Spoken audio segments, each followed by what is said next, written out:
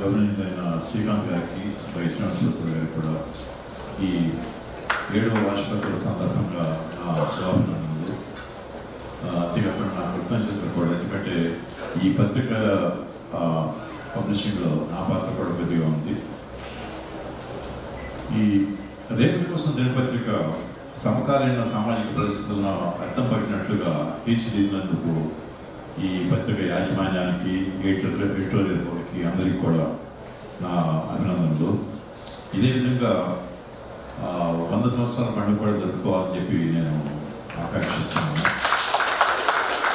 అంత అద్భుతంగా తీర్చిదిద్దినటువంటి శ్రీనివాస ప్రసాద్ గారికి, తర్వాత ఎడిటోరియల్ స్టాఫ్కి, అదేవిధంగా పత్రికా విలేకరులకి, కంపోజర్స్కి, ప్రతి ఒక్కరికి, ఆర్టిస్టులకు కూడా నా అభినందనలు. ఈ పత్రికని మరింత అభివృద్ధికి తీసుకెళ్ళడానికి మనందరం కలిసి కృషి చేద్దామని చెప్పి నేను మీకు సపోర్ట్గా నేను ఈరోజు చెప్పదలుచుకున్నాను.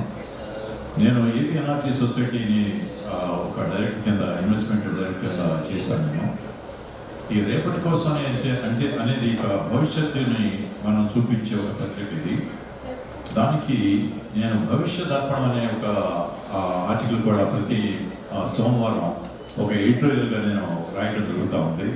దాంట్లో ఈరోజు మన రాష్ట్ర ప్రజలు కానీ, లేకపోతే మన విద్యార్థులు కానీ, లేకపోతే మన ఔత్సాహికులు కానీ, పారిశ్రామికులు కానీ పడుతున్నటువంటి ఆవేదన కానీ, లేకపోతే వారు కోరుతున్న భవిష్యత్తులో వారికి కావాల్సిన అవసరాలు ఏమిటి అనే దాని గురించి నేను ఎప్పుడు కూడా ఆలోచించి రాయటం జరుగుతూ ఉంది.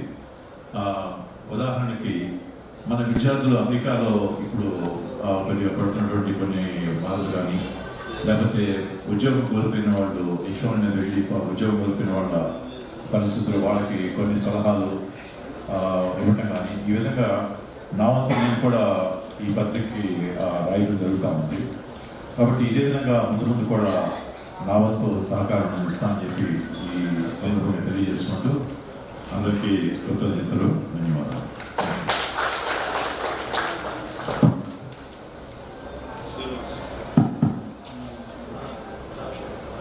థ్యాంక్ యూ శేష్ బాబు గారు.